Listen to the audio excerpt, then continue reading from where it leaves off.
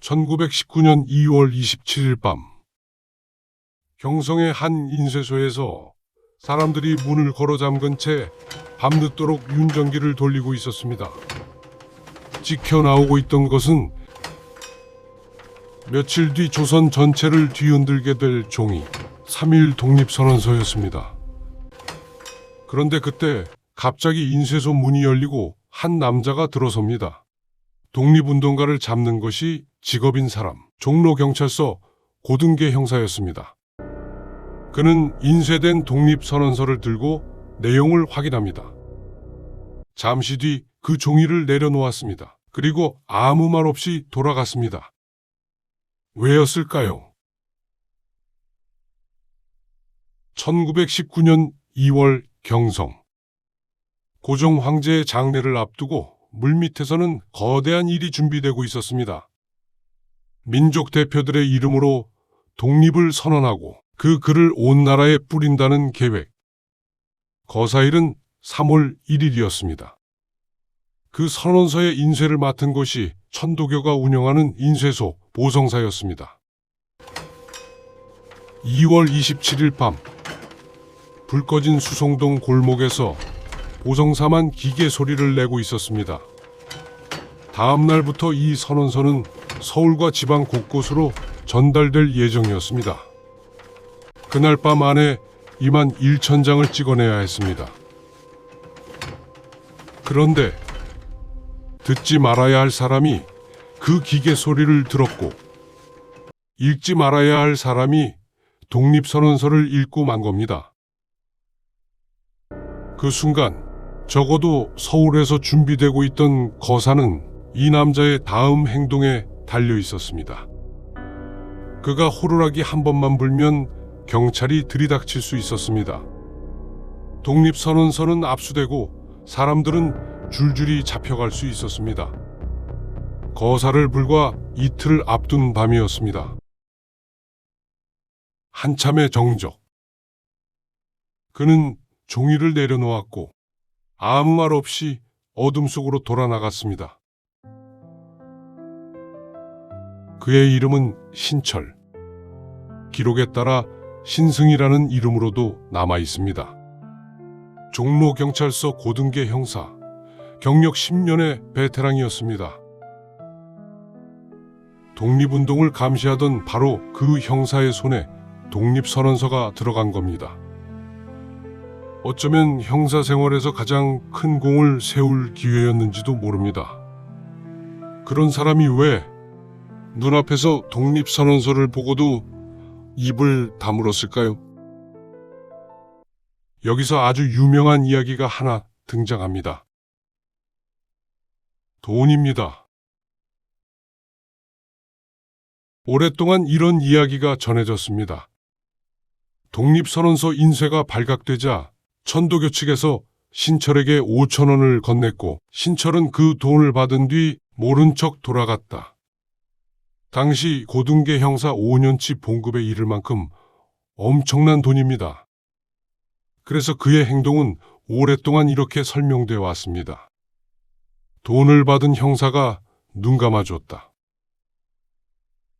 그런데 당시 기록을 하나씩 맞춰보면 이야기가 이상해집니다. 신철이 헌병대 조사에서 인정한 돈은 150원. 천도교 측 정광조는 300원을 줬다고 진술했습니다. 그리고 5월 19일 경성 헌병분대의 공식 의견서에도 액수는 300원으로 정리되어 있습니다. 하지만 더 중요한 것은 액수가 아닙니다. 언제, 왜 받은 돈이냐는 겁니다. 기록에 나오는 돈은 2월 27일 독립선언서 인쇄를 눈감아준 대가가 아니었습니다.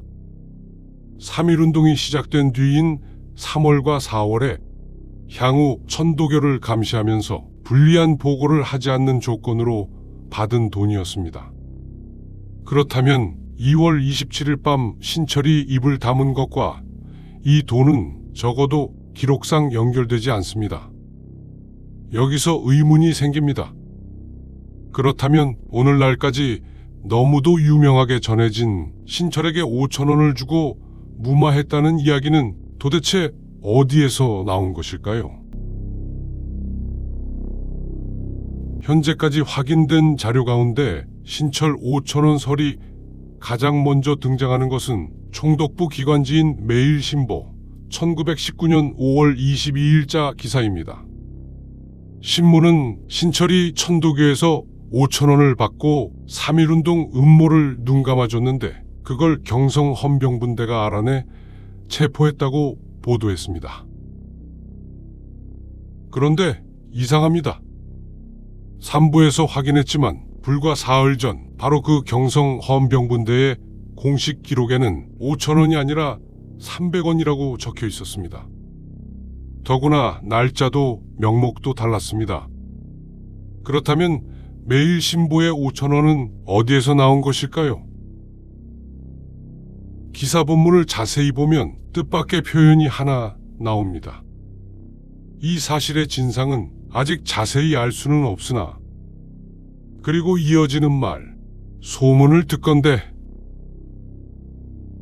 5천원 이야기가 확인된 사실이 아닌 소문이라는 겁니다. 그 무렵 천도교에서 실제로 5천원이 움직인 기록은 있습니다. 하지만 그 돈은 신철이 아니라 독립운동을 함께 준비하던 기독교 측에 건너간 돈이었습니다.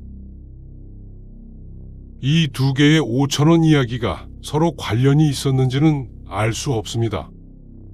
매일신보가 왜 확인되지도 않은 소문만 가지고 이렇게 사실처럼 크게 보도했는지도 알 수 없습니다. 그리고 어떻게 이런 소문이었던 이야기가 100년이 지난 오늘날까지 사실처럼 전해지게 되었는지도 알 수 없습니다. 하지만 한 가지는 분명합니다. 5월 19일 공식 기록에는 300원, 5월 22일 신문에는 5천원, 그리고 그 5천원의 근거는 어이없게도 소문이었습니다. 적어도 현재 확인되는 기록만 놓고 보면 2월 27일 밤 신철의 침묵을 샀다고 확인되는 돈은 없습니다. 그러니 우리는 다시 처음의 질문으로 돌아갈 수밖에 없습니다. 10년 된 고등계 형사 신철은 왜 그날 밤 독립운동의 움직임을 알고도 보고하지 않았던 걸까? 1919년 5월 신철은 일본인 경찰 간부와 함께 만주 봉천으로 출장을 갔다가 경성으로 돌아옵니다.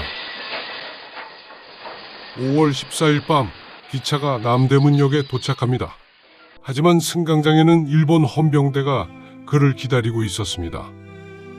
신철은 그 자리에서 체포됩니다.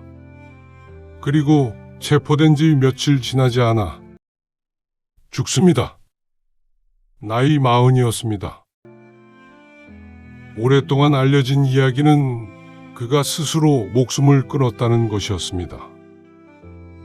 그런데 꼭 100년 뒤인 2019년 뜻밖의 기록 하나가 모습을 드러냅니다. 신철의 당시 진단서와 사망 진단서. 찾아낸 사망 진단서에도 자살 취지의 기록이 있었습니다. 그런데 이상한 점들이 눈에 걸립니다. 사망 날짜와 장소, 죽음에 이르는 과정이 기록마다 매끄럽게 맞지 않았습니다. 그리고 사망 이듬해인 1920년 1월 더욱 뜻밖의 내용이 등장합니다. 윤치호의 일기. 그 일기에는 일본인 경찰들에게서 신승희가 헌병대의 고문으로 죽었다는 말을 들었다라고 기록돼 있었습니다. 물론 직접 목격한 증언은 아닙니다. 따라서 신철이 고문으로 죽었다고 확정해서 말할 수는 없습니다. 하지만 그 말이 사실이라면 일제는 무엇을 감추기 위해 그의 죽음을 자살로 남긴 것일까요? 이렇게 그의 침묵도 미스터리로 남았고 그의 죽음마저 미스터리로 남은 겁니다. 여기서 시간을 석 달 전으로 돌려보겠습니다.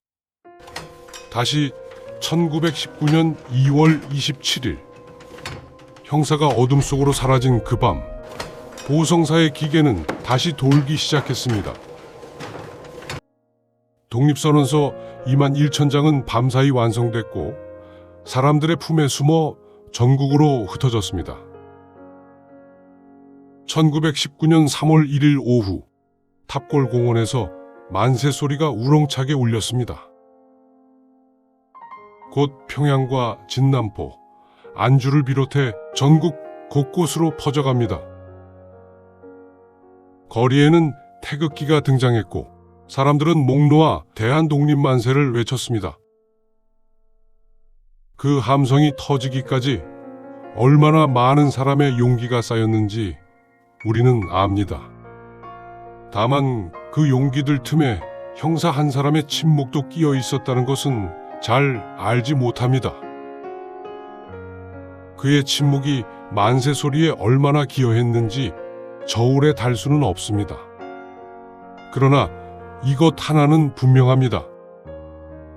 그가 그 밤에 입을 열었다면 적어도 3월 1일의 모습은 우리가 아는 것과 달라졌을지도 모른다. 확실한 것은 두 줄뿐입니다. 그는 끝내 보고하지 않았다. 그리고 만세는 예정대로 울렸다. 그래서 우리는 신철을 어떻게 기억해야 할까요? 그를 독립운동가라고 부를 수는 없습니다. 하지만 한 가지 사실도 지울 수 없습니다. 1919년 2월 27일 밤, 일본 경찰 신철은 독립선언서를 발견하고도 보고하지 않았습니다. 왜 그랬는지는 끝내 알 수 없습니다. 하지만 사람은 때로 평생 걸어온 방향과 다른 쪽으로 한 걸음 내딛기도 합니다. 일본 경찰로 살아왔던 한 조선인의 마음이 적어도 그날 밤만큼은 조금이나마 자신이 태어난 나라 쪽으로 기울었던 것은 아니었을까? 증명할 수는 없습니다. 그래도 적어도 우리는 그렇게 믿고 싶습니다. 어른의 시간이었습니다.